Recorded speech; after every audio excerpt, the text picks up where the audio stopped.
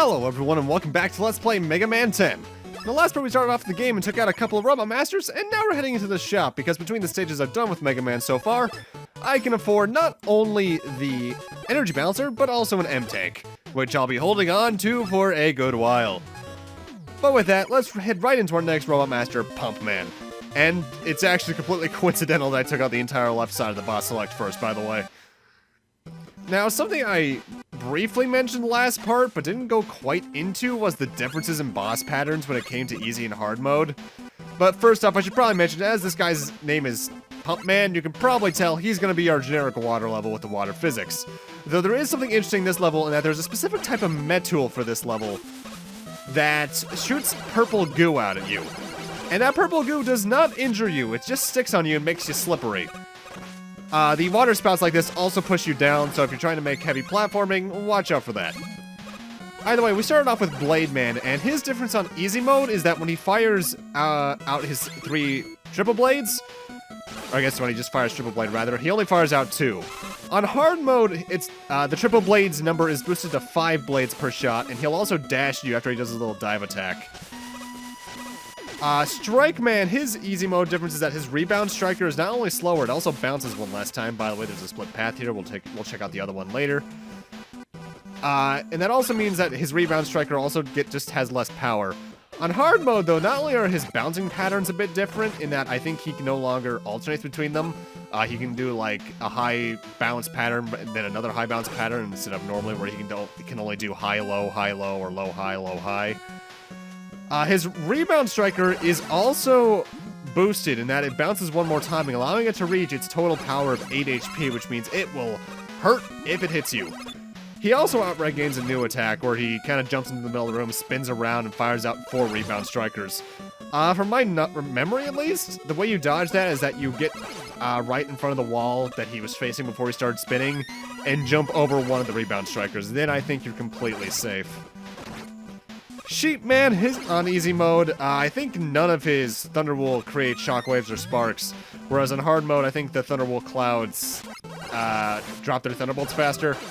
I think the first cloud does the exact same effect as the first one, where it launches the sparks alongside the ground.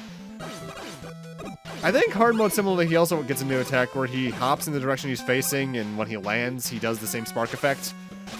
Either way, here we are at Pumpman, but now we're actually going to go back to the split path with Proto Man and show off the other way. I am doing this for basically any split path the game has to offer, although I'm not always doing it with Proto Man. Basically, I'm doing it just so each character can get at least some screen time. The top path here I actually think is harder than the lower path. The lower path has a bit more danger of instant death, thanks to some spikes, but comparatively, I think this path is a bit more dangerous, at least as Proto Man, due to the amount of enemies. And if I recall correctly, those weird, I guess, spout-like enemies, pipe-like enemies, their eventual goo shot attack, I want to say does maybe a 1/4 of my HP. And that's dangerous. I probably should have also just proto-jetted here across, because otherwise I would have avoided that. It's more of a 5th or 6th of my HP. Proto Man, you really do want to be careful when you're walking around, though, just because that lower defense really makes the game harder. I believe, by the way, in terms of the stage name here, I believe this is called the sewage plants? That sounds about right. Now, last part, I also briefly brought up the fact that challenges are back. We'll go more into the challenge system itself, but there is a separate list for achievements now, which is essentially what the challenges were in Mega Man 9. Like, for instance, there's one for beating the game, there's Blue Bomber, which is beating the game in under an hour, Superhero, which is on hard difficulty, Hard Rock, I think, is beating a stage without getting to a boss room, rather, without getting damaged. Headbanging is, I think, 8 main bosses without your helmets. Destroyer is 1,000 enemies. World Warrior is a tough one. I think it's one of every type of enemy. Trusty Sidearm is Buster onlying all 8 bosses. I'm not sure if that has to be through their stages or not, though. I'm not sure if the boss rush later will count for that. No Coffee Break is beating the game without using energy, mystery, or weapon tanks, which is actually a lot harder than you think. Tenacious is beating the game without continuing. Miss Invincible is beating the game without dying. And Mr. Perfect is beating the game without getting damaged. Surprisingly, that last one's only a silver trophy, by the way, on PlayStation. Not a gold. I figured that to be a gold. Either way, it's time for Pumpman, who is the general shield user for our Robo Masters this time around.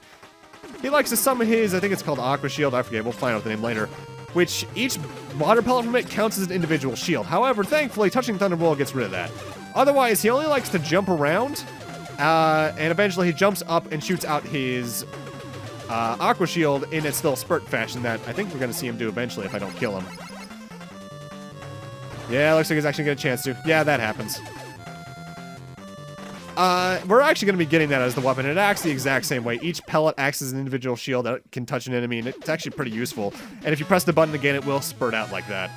It's not as good as the Jewel Satellite was in the last game, but it's honestly not a bad shield. In terms of Pumpman's differences on the various difficulties, on easy mode, I think his water shield only has 4 bubbles instead of 8. I think he also only jumps 1 time before spreading it. On hard mode, I think he gets an extra attack where he tosses his pump handle like a boomerang. Water shield, okay. Yeah, it was close enough. Aqua shield, it's basically the same thing. But since we've defeated now 4 Robot Masters, we also get access to Rush Jet, which is, as usual, the Mega Man 4 version onwards. It goes straight forward. And let's go to the shop really quick, because now I can pick up an extra energy tank and a weapon tank. So let's get back to the stage select, and cutscene. Roll! Oh, it's you, Megaman. Thanks to you, I was able to create a prototype cure. Once we have all the pieces to the machine, we can start mass-producing the medicine. I think everything is going to be okay. That's great news! I'll go back out there and get those missing pieces. Before you go, Megaman, are you sure you're not suffering from any symptoms of Roboenza? No, I'm great. Use the medicine you have on those who really need it. Well, if that's what you want. That cutscene happens with Proto-Man as well, however, Base gets no cutscene there. But with that, now it's time for us to head after our next Robot Master, Solarman, who's actually... Actually, what is my favorite Robot Master design in this game? Yeah, it's probably Solarman. It's not him, it's probably Nitroman. And I'm saying that because I'm looking at I actually have a poster, well not a poster, it's more like one of those fabric posters things. I got it at my local comic store of Mega Man 10. It's basically the cover art for the game that it had. It's right over my bed now. I love it. There's a lot of Mega Man posters in my room. In fact, how many are there? 1, 2, 3, 4, 5, 6, 7 Mega Man posters, about 3 Zeldas, 2 Metroids, and a Kirby. I have a lot of posters. Either way, Solarman stage, as you would figure, is the usual fire elemental area, and the fire on the floor is instant kill, which is notable. These enemies are interesting that they split up every time they hit their pattern, and that can be pretty good in terms of getting items in the case you need to grind for them. You need to wait around a bit for them to respawn, but that's pretty useful. But now it's time for a mini-boss, Suzak and Phoenix. Triple Blade tears these guys to pieces. There's always one high and one low, and they alternate. When it's high, they generally like to shoot out the fire, 3 little flames that go far. When they're lower, they want to shoot them closer to themselves. There's no real pattern in taking them out in my eyes. Just keep an eye on what they're doing and triple blade them in the face if you have it, because it takes them out in like 5 shots if you're right in front of them. These fire jets I've actually had some issues with in the past, just because for some reason they come out a lot faster than I thought they would. Also, nice to see those enemies from Mega Man 1 are still getting work. That's one thing I actually really like about Mega Man. There's always those few enemies that always show up. I know Mario, like games like Mario and Metro do that too, like Goombas, Koopas, and all that. But with Mega Man, with how many enemies there have been throughout the series, with each game basically having its own unique set, seeing those 1 or 2 always return is always just kind of nice. Especially Metools, the ultimate multitaskers. Also, I love Solarman's theme. I actually, what is my favorite song in this game? If it's not Solarman, it's... I will need to think about that. Because this game's soundtrack's really good. Mega Man 9, I think, nowadays has the better soundtrack, but Good stuff here. I will say if you're a newcomer to Mega Man, though, I recommend avoiding Solarman stage as your first pick, just because there's a lot to keep an eye on around here. Overall, probably the best first stage. If it's not Sheepman, it's probably either Chillman or Nitro. No, actually, no, Sheepman or Chillman. Nitroman actually gets a bit difficult. And I went all the way up here for an E-Tank, but since I don't have the item that can take care of that wall, I'm gonna need to go back down. Ow.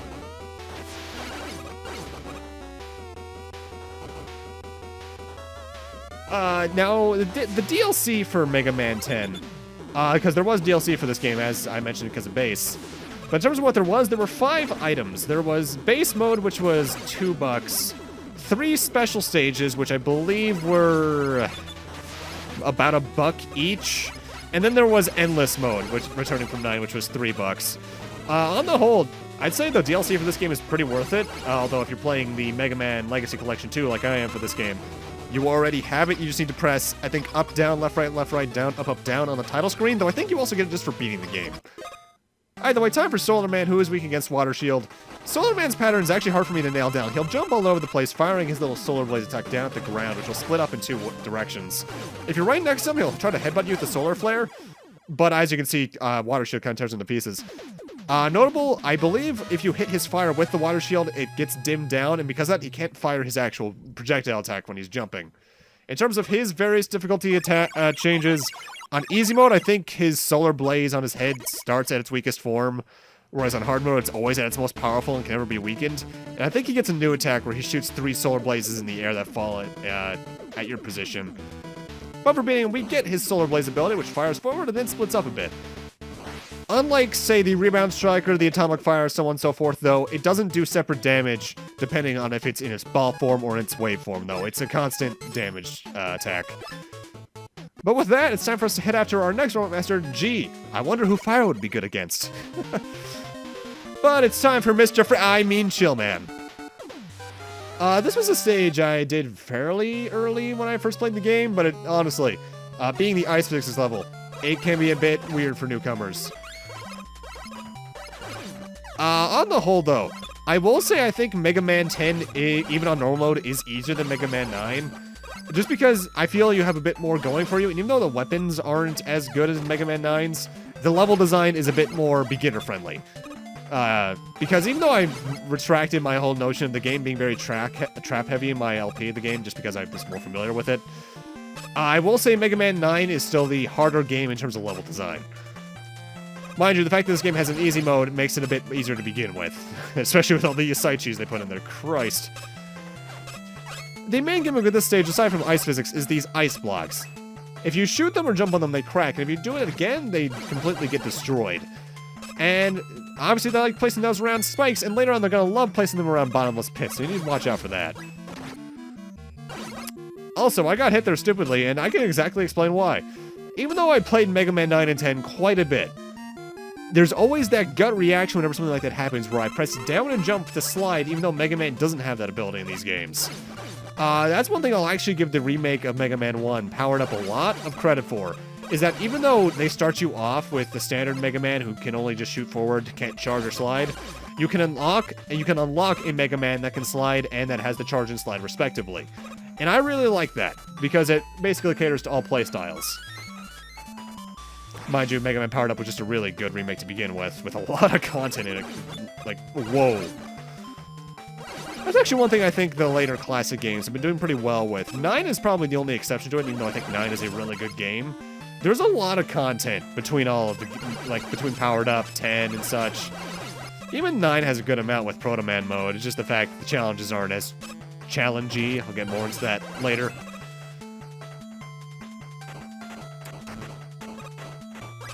This is a stage that can be kind of annoying with Proto Man, though I will say I think the hardest stage in the game, at least out of the 8 Robo Masters, with Proto Man is either Commando Man or Nitro Man, just because there's a lot in those stages that can damage you really quickly. And with his lower defense, that hurts.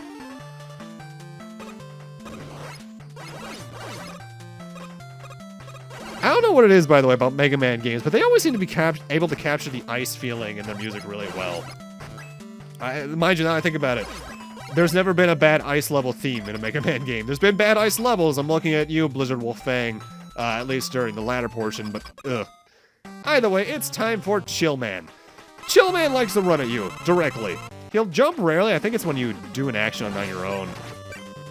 But his main weapon is his chill spike, which he likes to fire twice. One's close to him and the second far away. If it touches you, it freezes you in place, and then he tries to run into you to do touch damage. However, if you avoid it, it just becomes a spike on the floor you have to avoid. It's not an instant kill spike, it just does damage, but it is worth noting. The best way to actually go about this, I feel, is if he shoots a chill spike, to shoot your solar blaze at that to destroy it, and then immediately have the wave go across and hit Chillman, because the only time he can avoid that is when he's jumping, and since he jumps so rarely, it's a pretty good way to go about taking him out. I think on easy mode, he only fires one of his chill spikes, and I think it's the one that's close. And on hard mode, I think he fires a third one, which I think goes like close to him, an intermediate distance away from him, and then a far distance. And he also gets a new tech, which I think he jumps to the top middle of the room and creates 5 chill spikes in a semicircle. Which can be hard to avoid, to say the least. But now it's time for our second to last Robot Master. Time for Nitroman, who was my very first pick when I started the game, and was also the first Robot Master from the game I ever beat. And I love his design. He's actually very much similar to Turbo Man from Mega Man 7 in that he's not exactly your standard Robot Master. But this stage with Proto Man is absolute hell because there are a lot of enemies with it, and the main gimmick is a bit weird unless you're playing as base. I'll get more into why in a moment. Because up here is the main gimmick. There are a few hallways like this that have those things on the ground, those little red dashes. Those indicate when a car is coming towards you. If it touches you, it hurts, however you can jump on top of it and use it as a platform. However, you might notice there's traffic lights at the top of the screen. If you hit those with an attack, they do go red and stop the cars from coming. However, unless you're playing as base from the very start, I do not know a way to get up there with Mega Man and Proto Man. I can think of a way, but it requires beating Nitroman to begin with. So I'm just not aware of a way to get up there, because Rush Coil can't get you up there in most instances. And I can't think of a way to get Rush Coil onto, like, say, the cars. The only way I guess I could think is, in the case where you're on far distances like this, you start rush jetting in the opposite direction and trying to get up there. But I've never been able to do it with Mega Man or Proto Man. I'm not exactly sure what it is, though, about Nitroman that attracted me to his stage for my first pick. Maybe it's just because I liked his look. Either way, now we're going to start getting trucks who you can still jump on, but you need to jump a second time to get on top of their carriage, and even then, you need to watch out for the spikes around you. As you can see, it's very easy to get damaged in this stage. You can see why Proto Man would have this stage be so hellish. I want to say, when I was playing the game as Proto Man, I was here for maybe 20 minutes. And that's just in the stage. Nitroman himself gave me some issues, but that's just because I was low on health. And given his lower defense, it was very easy to get to lower health. Oh, you dick. This might be the most trouble Metal's ever given me. Outside of, like, Battle Network Star Force, where some of the later versions, especially Omega viruses, could get a bit annoying.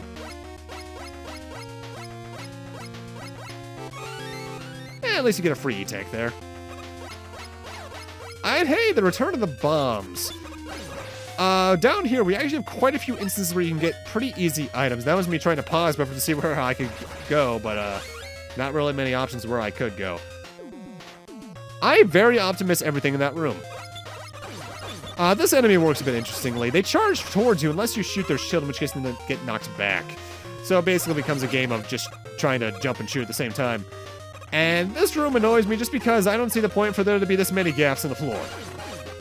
The only way I could think is to maybe have these enemies be more annoying, but it also gives you just more ways to hide away from them. Sniper Joes, you're not too threatening in this game. Either way, time for Nitroman, who's probably my favorite Robot Master to fight as Mega Man or base. He has technically three attacks. He likes to charge at you, and that's actually when you want to use the Chill Spike, because that's when you can damage him more easily with it. even then, he's not weak to the chill spike itself. He's weak to it when it's on the floor. It kind of punctures the tires. If he's not rolling across the floor, he's either throwing some of his wheel cutter attacks at you, generally one high, one low, one high, one low. And occasionally when he's in his motorcycle mode, he'll do a wheelie, and that'll cause him to ride up the wall, and he'll throw 2 wheel cutters at the extremes of the room when he's doing that. When he's on easy mode, I think he only throws 1 wheel cutter at a time, and I don't think he ever climbs the walls. On hard mode, I think he has increased speed, and I think he'll run a short path in terms of when he's going back and forth across the room. So instead of going all the way across, he'll do like maybe halfway. But we do get his wheel cutter attack, which is an interesting weapon in that it's one of the few I know that you can constantly have out in front of you. If you let go, it does drop down and kind of run across the floor with tire momentum, basically. But notable, if you hold it in front of you and you go up to a wall, you will actually climb it. The wheel will basically act like a sort of grappling hook, and not grappling hook. I think a pseudo ladder that you're just attached to. That's actually, I think, that's the only way I can think of, really, aside from using the rush jet to actually get on top of the platforms in Nitroman stage, which is all sorts of weird. And I believe you can also use the wheel cutter to climb spikes. Not that that really ever comes into play. But with that, I'm going to need to end this off here. Thank you guys for watching, and in part 3, we'll be going after the last Robot Master before doing some minor side stuff. See you guys then.